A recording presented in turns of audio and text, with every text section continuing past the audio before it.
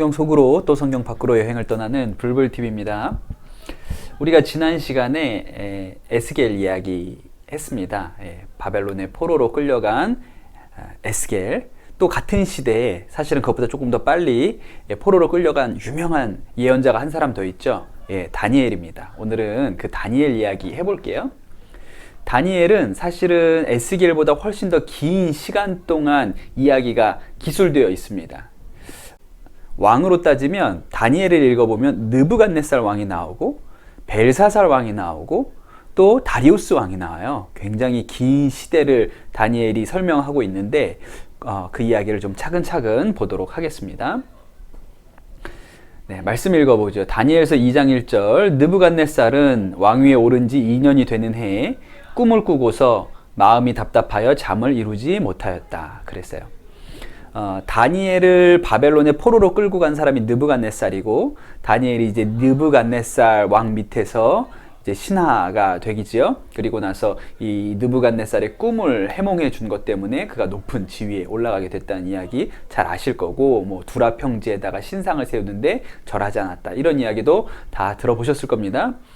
그리고 그 다음에 등장하는 왕은 벨사살이에요. 다니엘서 5장 29절에 보면 벨사살이 곧 명령을 내려서 다니엘에게 자색 옷을 입히고 그의 목에 금 목걸이를 걸어 주었으며 그를 나라에서 첫째 가는 통치자로 삼았다. 그렇게 얘기하죠. 벨사살 이야기는 벨사살 왕이 연회를 베풀고 있었는데 손 하나가 벽에다가 메네 데겔 우바르신이라는 글씨를 썼다. 이 뜻을 몰라가지고 그가 당황할 때 이제 다니엘이 그 뜻을 설명해 주게 되죠. 그래서 벨사살 왕이 등장을 하는데 벨사살은 좀 독특해요. 바벨론의 마지막 왕을 보면 나보니두스라고 나오잖아요. 저 나보니두스가 좀 기인입니다. 바벨론의 왕이었음에도 불구하고 나라를 다스리는 일에 관심이 없어서 사막에 들어가서 찝거해요. 그 아버지가 그렇게 사막에 들어가 있는 동안 나라를 다스렸던 사람이 나보니두스의 아들 벨사살이거든요. 그리고 이 벨사살이 바벨론의 마지막 왕이 되게 됩니다. 말씀을 더 읽어보겠습니다. 다니엘서 5장 30절에서 31절이에요. 바로 그날 밤에 바벨로니아의 벨사살 왕은 살해되었고 메대 사람 다리우스가 그 나라를 차지하였다. 다리우스의 나이는 62살이었다. 그랬어요. 표를 다시 보겠습니다. 이제 벨사살이 살해되고 바벨론이 멸망당하고 페르시아가 들어왔는데 그 바벨론을 멸망시킨 사람이 다리우스라고 나오거든요. 근데 이제 우리가 알고 있는 것은 고레스고, 그렇다고 이 다리우스를 고레스, 캄비세스, 다리우스 1세 나오는데 저 다리우스라고 보기에는 다니엘이 너무 오래 사는 거예요. 물론 뭐 100살 넘게 살았으면 뭐 그것도 불가능한 일은 아니긴 한데 그래서 선뜻 어떤 게 맞다고 이야기하기가 어렵죠. 그래서 이게 성경이 좀 난제인데 설명을 한번 해보도록 하겠습니다. 바벨론이라는 나라가 이렇게 근동에 패권을 쥐고 있을 때 사실은 바벨론만 있었던 게 아니고요. 이미 메데라는 나라가 있었어요. 바벨론이 아수르를 물리치고 근동에 패권을 잡는데 그때 아수르를 물리칠 때 같이 협력했던 나라가 메데이니까요. 메데도 아주 오래된 나라입니다. 이 메데의 왕 중에 아스티아게스라는 왕이 있었거든요. 그리고 그에게 딸이 만다네라는 딸이 있었어요. 근데 이 만다네가 꿈을 꾸었는데 그 꿈이 일종의 아버지를 몰아내고 그가 이제 왕이 되는 것과 같은 그런 꿈이었기 때문에 아스티아게스가 딸인 만다네를 멀리 보냅니다. 저 메데의 남쪽에 얀샨 왕국이라는 봉신국이 있었는데 그곳으로 시집을 보내요. 그래서 얀샨 왕국의 왕과 만다네가 결혼해서 아이를 낳는데 그 아이가 고레스입니다. 그리고 고레스가 굉장히 힘을 가지고 도리어 이제 메데를 공격하게 되죠. 그래서 메데의 수도였던 엑바타나를 공격해서 외할아버지죠? 아스티아게스를 폐위하고 시악사레스를 왕으로 세웁니다. 시악사레스는 아스티아게스의 아들이고요. 고레스에게 있어서는 외삼촌이 되는 사람이죠. 물론 고레스가 실권을 가지고 있지만 메대 왕으로는 시악사레스를 세웠어요. 그리고 시악사레스와 고레스가 함께 손을 잡고 바벨론으로 쳐들어갑니다. 그래서 아까 이야기했던 다리우스가 이 시악사레스를 의미한다, 이렇게 설명하는 게 하나 있고요. 또 하나는 고레스가 바벨론에 쳐들어갈 때 고레스보다 빨리 바벨론에 들어갔던 장군 고브리아스라는 사람이 있었는데 그 고브리아스가 다리우스다, 이렇게 설명하는 이야기가 있어요. 그렇게 설명하는 이유는 다리우스라는 이름이 고유명사가 아니고 일종의 정복자를 지칭하는 이름으로 쓰였기 때문에 성경이 그것을 다리우스라고 기록했다, 이렇게 설명하는 거거든요. 그런데 제가 여러분한테 이게 다 복잡한 얘기니까 그냥 간단하게 정리를 하면, 다니엘서에 나오는 다리우스는 그냥 고레스라고 생각하시면 적절합니다. 예, 그 정도로만 알고 계셔도 괜찮겠어요. 그래서 다니엘은 바벨론에 이어서 페르시아에서도 왕의 총애받는 신하가 되거든요. 다리우스가 이 다니엘을 굉장히 사랑했고, 그래서 이 다니엘을 어쩔 수 없이 사자굴에 던질 수밖에 없는 그런 상황이 왔는데 다니엘이 살아나와서 너무 기뻐했다, 그런 얘기 성경에서 읽어본 기억이 있으시죠? 예, 다 아는 얘기이기 때문에 자세히 하지 않겠습니다. 말씀을 한 번 읽어보도록 할게요.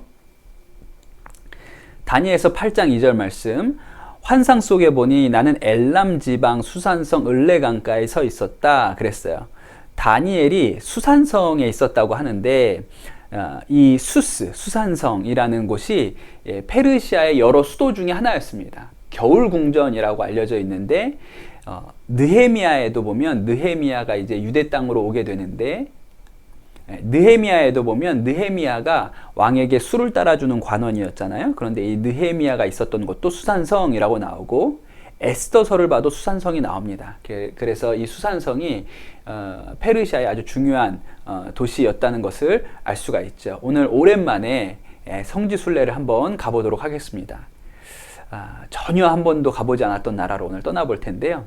지도 보시면 여기가 이제 예루살렘이에요. 오늘 가볼 나라는 멀리 있죠.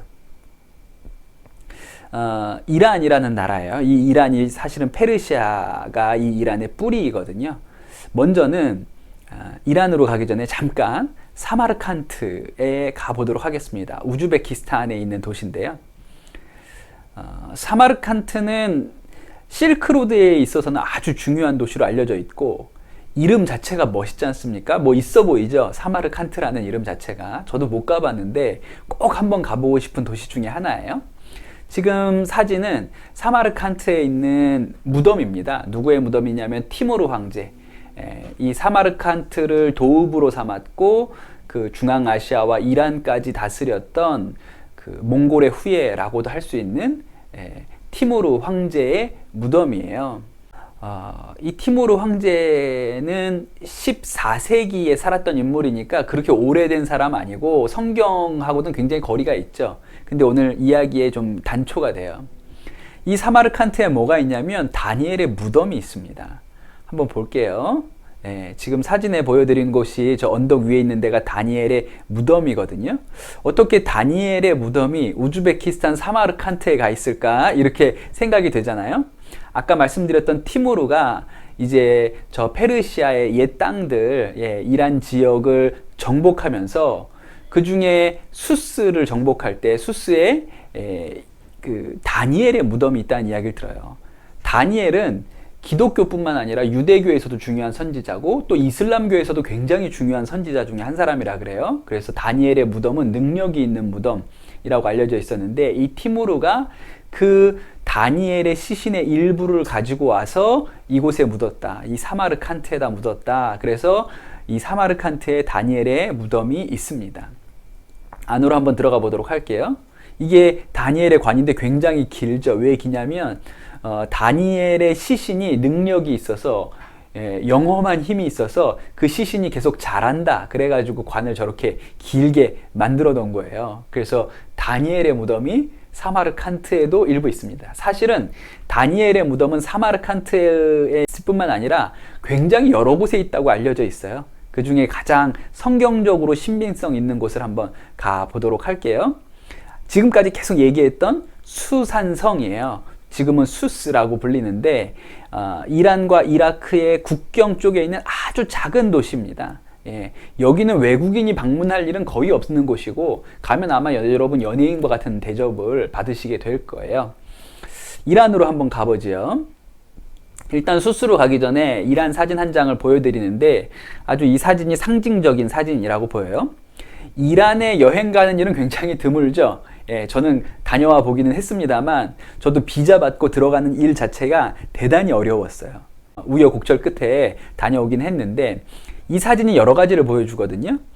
사진의 오른쪽 위쪽에 있는 할아버지는 호메이니입니다. 이 호메이니가 1979년에 이슬람 혁명이라는 것을 일으키죠. 그 전까지 이란은 팔레비 왕조, 친미 정권이었던 팔레비 가문이 다스렸던 그런 왕조 국가였어요.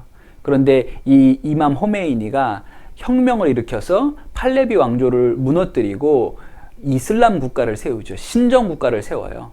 신정 국가라는 말은 종교 지도자가 국가의 최고 권력자가 되었다는 뜻입니다. 그래서 그때부터 이란의 여성들은 그 코란에 나와 있는 대로 저렇게 히잡을 쓰고 머리를 가려야 되는 것이 강제되기 시작했죠.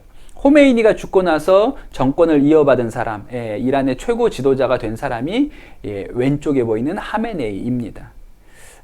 그래서 이란이라는 나라가 아주 독특하고 사실은 이야기를 들어보면 슬프기도 하고 재밌기도 하죠. 우리가 생각할 때는 이 이란이 굉장히 억압되어 있는 나라일 거라고 생각해요. 저도 가기 전에 그랬는데 저렇게 여자들은 다 히잡을 쓰고 다녀야 되고 그러니까요. 근데 생각보다 굉장히 개방적인 나라였어요. 제가 느낀 느낌은 제가 뭐 중동이나 아시아 지역 여러 나라를 여행해 봤는데 그 현지인 여성이 저한테 먼저 말을 걸어서 이렇게 뭐 제가 누구인지도 물어보고 제가 어떻게 여행했는지도 물어보고 이런 일을 경험해 본 적이 없어요. 유일하게 이란에 있는 여성들이 저한테 말을 걸었거든요. 그래서 생각과는 좀 다르다 이런 생각을 했고 이란 사람들 굉장히 친절하기도 하고 제가 이란을 갔을 때는 좀 그런 문화가 없었지만 지금은 그 대장금이 굉장히 인기를 끌었다고 해서 한국 사람에 대한 인식이 아주 좋다고 그렇게 알려져 있습니다. 근데 오늘은 갈 곳은 이제 수스인데 정말 시골이에요. 가시면 완전 연예인 될 만한 그런 동네를 보여드리도록 하겠습니다. 여기가 수스의 그 옛날 페르시아 왕궁터 유적이 저렇게 남아 있습니다. 가서 보면 저거 되게 시시하고요. 별거 없어요. 또 이렇게 밑에 옛날 왕궁터 유적들이 남아 있는데 사실 뭐 이걸 보러 그 오지까지 갈 이유는 거의 없죠. 저 멀리 성 하나가 보이는데 저 성은 오래된 거 아니에요. 제가 알기로는 뭐 19세기, 18세기 이렇게 지어진 성이기 때문에 그렇게 오래된 유물은 아니에요. 그런데 뭐 수스에 갔으면 그냥 당연히 보게 되는 것입니다. 저 성에 올라가면요. 이제 수스 시내가 내려다 보이거든요. 이게 성 위에서 내려다 본 건데 가운데 보면 뾰족한 이 손잡이를 뒤집어 놓은 것 같은 그런 건축물이 있죠. 저기가 다니엘의 무덤이에요. 사실은 저것 때문에 길을 쓰고 그 먼 길을 가봐야 할 이유가 있는 거죠. 가까이서 보겠습니다. 네, 여기가 이슬람 사원인데 이게 다니엘의 무덤으로 알려져 있는 그런 이슬람 사원이 되겠습니다. 안으로 들어가 보면 이렇게 다니엘의 무덤이라는 것, 물론 가묘이겠지만 이렇게 장식이 되어 있어요. 이것 때문에 굳이 수스를 한번 가봐야 되는 이유가 되는 거죠. 아, 다니엘이 이런 데 살았구나. 그리고 뭐 수스는 아까 말씀드린 것처럼 여러 성경에 중복되어 나오는 그런 곳이기도 합니다. 네, 오늘 성지순례는 여기까지 하겠습니다. 오늘 영상도 여기서 끝나는데 다음 영상에서는 이제 포로 시대 안쪽으로 더 깊숙이 들어가 보도록 하겠습니다. 감사합니다.